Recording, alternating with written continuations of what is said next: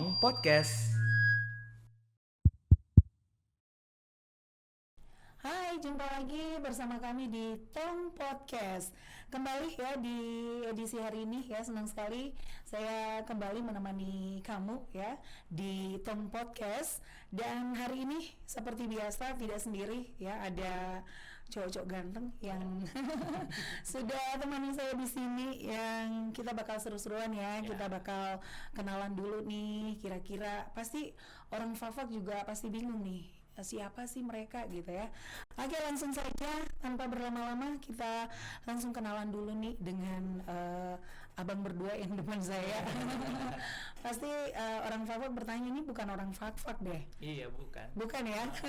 Tapi wisatawan. Oh, wisatawan yang ke Fafak gitu. Iya. Ya. Oke, dengan bang siapa nih kalau boleh tahu? Saya Georgian Marcelo, biasa dipanggilnya Georgie. Georgie. Kalau dengan abang yang satunya? Yang satunya Irfan.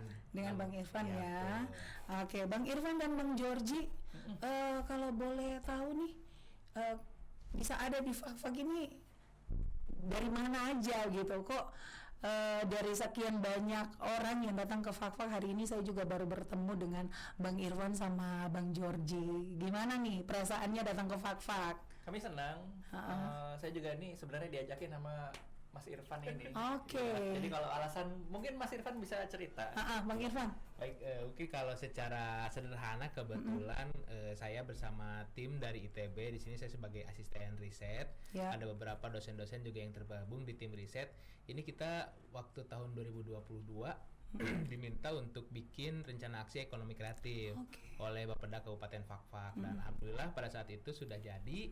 Nah, ini berarti saya secara pribadi kali kedua nih datang ke Fafak. Oh, jadi bukan kali pertama nih ya. Kali pertama itu sudah tidak terlalu aneh gitu. Asing kan, jago. terlalu asing. Nah, untuk ini yang pertemuan kedua ini kita judulnya sosialisasi rencana aksi ekonomi kreatif Kabupaten Fafak tahun 2023 sampai dengan 2027. Jadi mungkin secara singkatnya, untuk mendorong perkembangan ekonomi kreatif di Fafak, kita ada pembagian tugas nih, bagi-bagi peran. OPD apa, berbuat apa gitu, secara sederhana. Dan kebetulan kegiatannya adalah hari ini dan hari besok. Besok kita lebih banyak ke tentang sosialisasi One District One Product. Programnya Jadi, seperti itu. harapannya nih tiap-tiap distrik tuh nanti ada produk unggulan yang tentunya bisa dijual. Kalau harapannya kan dengan adanya produk yang keluar, banyak uang yang masuk sehingga bisa ikut mensejahterakan juga di masyarakat sini. gitu ya. Seperti itu. Nah itu peran dari Bang Irfan ya. Kalau Bang Georgie sendiri perannya seperti apa? Saya kebetulan sebenarnya saya dari Reka Bogor. Jadi Reka Bogor itu organisasi penggerak ekonomi kreatif di Bogor. Kebetulan saya juga sering diminta untuk menjadi narasumber untuk bicara tentang ekonomi kreatif di berbagai tempat. Kebetulan timnya Irfan belum bisa ikut. Kemudian waktu kemarin ini ngontak, mau ikut ke Papua nggak gitu. Ngapain gitu, sosialisasi rencana aksi ekonomi kreatif. Kan bukan gue yang bikin, emang bisa lalu mah bisa. Oh ya udah berangkat gitu, bawa badan aja lah gitu. Sekalian ini jalan-jalan untuk ngecek, pengen lihat ya Indonesia paling timur itu seperti apa. Gitu. Dan ternyata indah banget ya. Indah ya? Ya cuma belum sempet jalan-jalan nih, makanya gereget banget. Oh gitu. Berarti ini baru pertama kali ke Papua? Baru pertama kali gitu. Baru pertama kali ngerasain naik pesawat lama, jarak jauh dan mendaratnya di hutan. Bener kan? Iya bener. Naik pesawat baling-baling gitu kan, kemudian tiba-tiba loh kok mendaratnya di hutan? Mana landasannya gitu kan. Oke. Nah kita beralih lagi nih. Mungkin Bang Irfan sama Bang Georgie bisa jelaskan juga sedikit apa yang membedakan ekonomi kreatif dari sektor ekonomi lain. Dari sektor ekonomi lain. Nah, secara sederhana ini sebenarnya merupakan perpindahan ya, Mbak. Maksudnya kalau sektor ekonomi lain yang sebelumnya itu berbasis komoditas, ekonomi kreatif ini kita berbasisnya orang, jadi kekayaan intelektual atas orang tersebut. Kalau secara resmi kita terbagi, sebenarnya kreativitas itu tidak terbatas. Namun pemerintah mengatur, dalam hal ini pemerintah hadir mengatur menjadi 17 subsektor ekonomi kreatif. Nah, salah satunya adalah kuliner. Jadi yang salah satu andalan di Fak-Fak ini kan pala serta olahan pala. Nah, olahan-olahan tersebut kan dihasilkan atas ide dan kreativitas.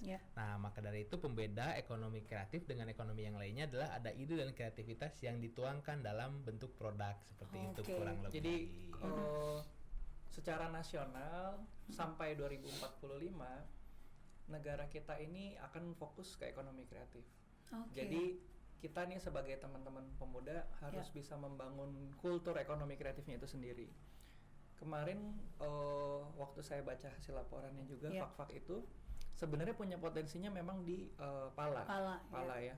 Dan yang sekarang terjadi adalah si palanya ini hanya dikirim keluar dalam bentuk mentah. Jadi entah itu bijinya kah, entah itu dalam bentuk buah. Yang kalau dari hasil risetnya dijualnya per kilo itu sekitar 100 ribuan. 100 ribuan. Ternyata dari dalam 100 dari 1 kilogram buah pala sebenarnya itu bisa dibuat menjadi 20 pot balsem. Salah satu contoh produk ekonomi kreatifnya itu balsem yang berasal dari pala. Dan kalau dijual total dari semuanya itu harganya bisa 4 juta. Lebih dari padahal kan padahal nilainya hanya 100 ribu kan? Dari 1 kilo tapi jadi 4 juta. Nah itu tuh yang disebut dengan ekonomi kreatif. Jadi yang harusnya produknya bisa dijual harga 4 juta, jangan sampai kita jual hanya dalam bentuk angka 100 ribu itu. Dan itu kan menguntungkannya untuk masyarakat juga. Gitu. Berarti Bang Arif sendiri dengan kedatangan di Kabupaten Fak-Fak terkait dengan sosialisasi rencana aksi ini lebih banyak mengangkat tentang produk-produk yang ada di Kabupaten Fak-Fak. Betul. Salah satunya pala gitu ya. Salah satunya. Nah, contoh mungkin setelah Bang Arif dan juga teman-teman ada di Fak-Fak dan sudah memberikan sosialisasi. Nah, ini gerakan apa yang nanti akan dimulai untuk mengawalinya? Karena kalau kita bicara soal pala, masyarakat dengan segala macam komoditi pala ini hampir semua masyarakat Fak-Fak punya gitu. Tapi untuk mengelola dan membuat sesuatu menjadi produk yang bisa dikonsumsi, bisa dipakai, bukan hanya untuk manisan pala saja atau sirup pala saja begitu. Nah, ini apa yang Abang Arif dan teman-teman mau lakukan? Nih kebetulan sekali memang hal tersebut yang tadi sempat dibahas di atas. Jadi kita jangan menganggap semua konsumen itu sama. Jangan menganggap semua konsumen itu paham. Maka dari itu kita harus kasih paham bahwa di kemasannya nanti itu kasih tahu ini palanya seperti apa, khasiatnya apa, kandungannya apa. Jadi ketika barang ini tentunya nanti dijual, misalkan saya nih lagi iseng nih ke minimarket, ada cemilan nih, pala nih. Oh, apa sih ini pala, kan saya belum tahu nih. Ngelihat nih, kandungannya ini, khasiatnya ini. Nah, ini akan menjadi konsumen-konsumen baru. Harapannya seperti itu. Jangan hanya istilahnya pala, manisan pala dibungkus plastik udah gitu kan. Tentunya lebih baik lebih baik nanti kalau misalkan ada nilai kandungan gizi. Karena kan sekarang orang-orang setelah Covid ini lebih concern ke kesehatan ya kan. Jadi ini khasiatnya ini loh, misalkan istirahat lebih nyenyak dan lain sebagainya, itu sebaiknya diinformasikan Kak, supaya kita semua tahu ini ya yang terjadi gitu. Berarti ada manfaat apa saja yang bisa kita dapatkan di pala itu sendiri gitu ya. Berarti produk seperti balsam itu sendiri yang tadi saya tertarik nih Bang, dari 100 ribu bisa berubah jadi 4 juta nih. Nah, untuk produk itu sendiri apakah Bang berdua kan sudah ada di Fak-Fak nih, untuk pengelolaan itu sendiri apakah sudah memproduksi sejauh mana, dan yang Abang berdua lihat ini sudah sejauh mana sih produksinya dan kemana saja itu balsam? Tadi tuh saya sempat ketemu sama beberapa pelaku UMKM dan penggerak dan juga dari pemerintah. Jadi sebenarnya rencana aksi yang disosialisasikan ini akan lebih banyak dilakukan oleh pemerintah. Jadi dari dinas-dinas ya, kan kalau yang terlibat di sini berarti ada dinas perkebunan, kemudian UMKM dan koperasi, kemudian pariwisata dan ekonomi kreatif gitu. Mereka yang akan terlibat secara langsung. Nah, di masyarakat sendiri sebenarnya UMKM, kemudian penggerak UMKM, kalau misalnya ada lembaga penggerak yang memberikan sosialisasi untuk UMKM juga pasti akan terlibat. Sayangnya ketika saya sampai di Fak-Fak ini, produk balsamnya itu malah lagi nggak diproduksi gitu. Jadi saya kok nggak ada gitu, sehingga saya nanya kan ke UMKM yang tadi datang bawa produknya apa gitu kan. Yang dibawa kebetulan adalah sabun dan body butter. Body butter. Gitu. Jadi saya baru tahu ya memang dari pala ini kemungkinan untuk diproduksi menjadi berbagai hal banget gitu kan. Bahkan ada yang dari yang saya baca tuh ada yang bikin essential oil, kemudian parfum.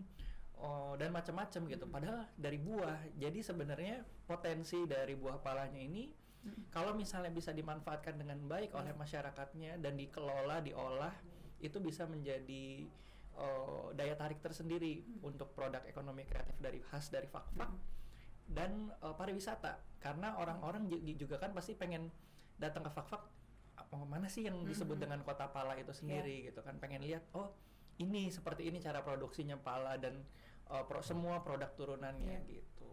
Berarti Bang Aris sama Bang Georgie setelah melihat nih dengan datangnya kali pertama sampai kali kedua, ada tidak sih Bang Irfan lihat ada perkembangannya? Kan biasanya seperti kita mulai datang, mulai bersosialisasi kan berarti ada perkembangan nih. Kayak kita naik tangga kan harus naik level nih. Apakah dia hanya bergerak di tempat saja kah? Atau dia ada sedikit naik level seperti tadi Bang Georgie bilang kan masalah balsem. Padahal balsem itu penting loh. Saya juga pengguna balsem pala gitu kan. Dia memang pakai itu enak. Kita kayak gosok di badan itu tidur nyenyak, enak. Jadi ada aroma kan kayak gitu kan. Ini seperti yang tadi sudah disampaikan juga, sayangnya mereka tidak memproduksinya lagi secara rutin. Padahal kan itu sudah menjadi kebutuhan masyarakat. Itu bahkan ke masyarakat lokal aja menggunakan gitu kan. Jadi, bukan hanya orang luar. Kayak kemarin itu di mereka menjualnya juga produknya bukan kayak di iklan-iklan, tidak. Jadi dari mulut ke mulut gitu. Gitu. Jadi tidak karena masih dipasarkan secara lokal di Pala. Benar sekali. Di kota ini ya gitu kan. Ya, benar sekali. Nah, kalau untuk Bang Irfan dan juga Bang Georgie sendiri, bagaimana Bang Irfan dan juga Bang Georgie melihat dampak ataupun dampak dari kemajuan teknologi nih, globalisasi seperti saat ini. Nah, apa sih yang harus dimanfaatkan oleh UMKM yang ada di Kabupaten Fakfak menggunakan digitalisasi dan lain sebagainya? Gitu. Yang pertama ini yang memang udah biasa digunakan tentunya adalah untuk sebuah momentum buat teman-teman UKM gitu kan, teman-teman UMKM, teman-teman pelaku ekraf untuk bisa lebih memperkenalkan diri. Jadi kalau bahasa gampangnya kita tuh harus centil di sosmed gitu kan, harus centil di sosmed, harus centil di marketplace. Harapannya setelah mereka mengetahui produk kita, jadi edukasi konsumen lah ya kita bilangnya.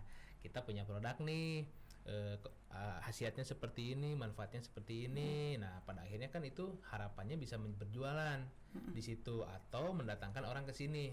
Karena ketika ada orang datang ke sini itu harapannya ada konsumsi yang juga nantinya akan mendapat nambahin revenue dari masyarakat sini. Gitu ya. Selain itu kalau kita bicara ekonomi kreatif berarti kan harus ada nilai ekonominya. Benar sekali. Nah, kalau harapannya sih tadi juga sempat disampaikan, kalau misalkan bisa kita ada bagaimana caranya ini menjual barang yang di sini keluar tapi dengan ongkir yang terjangkau. Benar sekali. Apakah tadi saya sempat idenya ada gudang di Pulau Jawa nih, misal kita menyasar konsumen Pulau Jawa, berarti barangnya kita taruh di Pulau Jawa. Barusan sempat ngobrol lagi dengar katanya ada just tip nih dari Jakarta ke sini. Kenapa nggak sebaliknya gitu kan? Jadi dari sini ke sana bawa barang, dari sana ke sini juga bawa barang. Jadi kebanyakan kita terima aja, keluarnya nggak ada. Jadi idenya kemarin ini setelah kita diskusi, kita menemukan bahwa UMKM ini merasa mereka nggak bisa memproduksi terlalu banyak karena penyerapan barang yang mereka produksi juga nggak terlalu banyak. Jadi mereka udah bikin istilahnya tapi nggak ada yang beli. Ya, saya juga baru tahu ternyata banyak orang lokal yang menggunakan. Berarti kan sebenarnya ada, cuman mungkin nggak sebanyak itu gitu kan. Nah, gimana caranya supaya misalnya si balsem ini tadi bisa laku? Kemarin itu saya ngobrol sama pemerintah, saya bilang bisa nggak dibikinin semacam hub di Jakarta, semacam titik lah, entah itu toko, entah itu apa, yang menjadi little Fakfak gitu. Jadi semua produk ekraf yang ada di sini yang berbasis buah pala itu semua produk turunannya dijualnya di situ gitu kan. Dijualnya entah itu di Jakarta kah, di Jogja mungkin apa di Bandung atau di mana, supaya masyarakat di se-Indonesia itu tahu bahwa ternyata balsam Fak-Fak punya manfaat ini ya. gitu kan. Dan akhirnya kan kota Fak-Faknya juga ketika produknya terkenal, kota Fak-Faknya ikut terkenal. Jadi orang juga, oh ini nih kotanya yang Pala yang memproduksi, ayo kita visit ke sana gitu. Kayak barusan aja aku sebelum kita taping kan, aku tanya sama kakak, Kak di sini kalau mau jalan-jalan kemana? Oh, ternyata kakak punya koneksi ke Pulau Tubir Serang gitu kan. Ketika tadi aku juga tanya sama Bu Kepala Radio, kamu harus main ke sana katanya ke Tubir Serang. Iya aku mau Bu, gimana? Cuman aku kan nggak tahu gitu. Baru dikoneksikan ke orang-orang lokal bahwa kita bisa main ke sana gitu. Nah itu yang belum terlalu disosialisasikan mungkin di Fak-Fak. Ibaratnya kalau orang Jakarta, aku mau ke pantai, sudah tahu mau ke Ancol kah, ke Carita kah, ke Ancol 30 menit pantainya seperti ini, ke Carita berapa jam, pantainya seperti ini, orang-orang sudah tahu gitu. Nah itu kan tapi di Fak-Fak kayak tadi aku tanya ke akhirnya ada beberapa hal yang aku tanyakan ke Ibu Kepala Radio kan, di mana mau makan ikan bakar, ya kan? Ikan bakar itu kan kalau di Jakarta atau kita ke Pelabuhan Ratu aja, itu dia sudah ada satu tempat yang kita kalau mau makan produk olahan hasil laut semuanya di situ gitu. Nah ini di Fak-Fak di mana gitu. Nah itu yang sebenarnya kalau mau mengembangkan wisata, titik-titik tersebut harus sudah ada dan tersosialisasikan dengan baik gitu. Jadi masyarakatnya juga mau kemana? Ayo kita ke sini gitu. Jadi nggak perlu aku tanya juga sudah langsung diajak lah ke sana. Gitu. Dan ya kalau kita bicara berarti ini tentang kurangnya promosi ya dari setiap kita yang memproduksi sesuatu seperti itu ya. Nah kalau tadi kan bicara soal Pala, masalah pembuatan balsam, saya rasa buah pala khusus kulitnya saja tuh sudah dibuang berton-ton kalau dihitung dalam satu tahun. Itu kan karena masyarakat cuma tahu penggunaannya hanya untuk manisan, manisan yang cuma diambil biji sama bunganya, sementara pengolahan buahnya itu dibuang. Padahal buahnya bisa jadi manisan kan? Jadi manisan. Jadi manisan basah, manisan kering juga bisa dibuat sirup. Nah, seperti itu.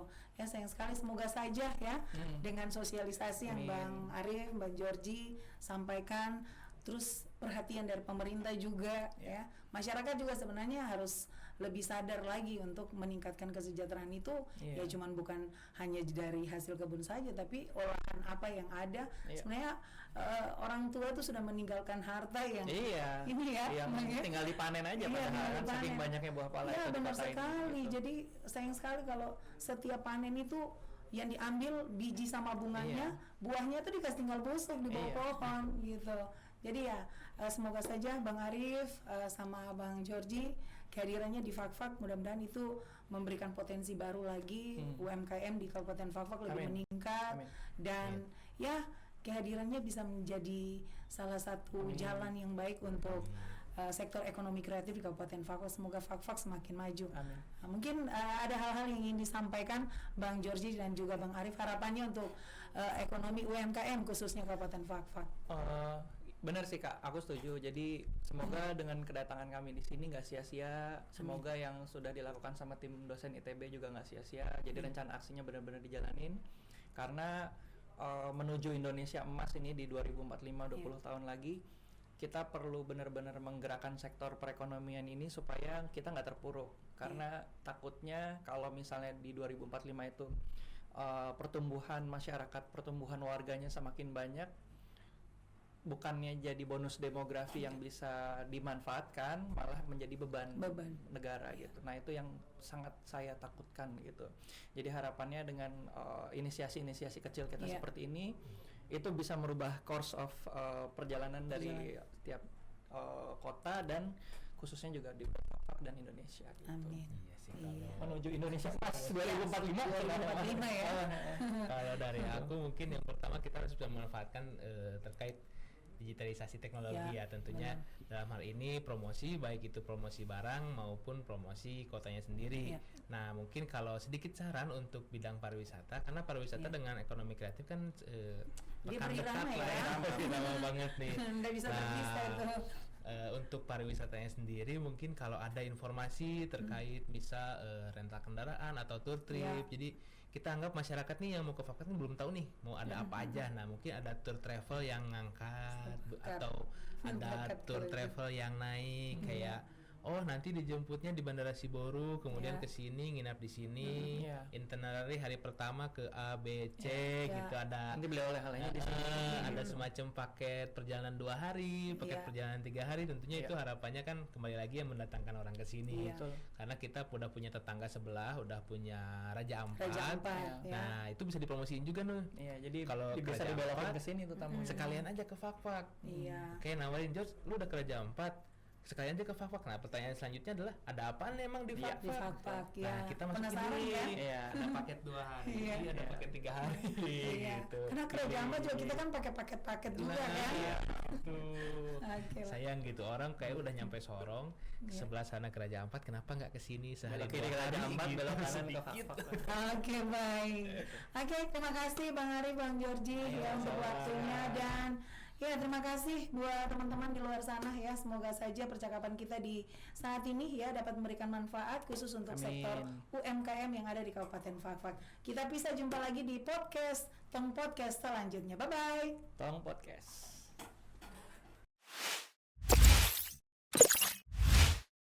Tong Podcast.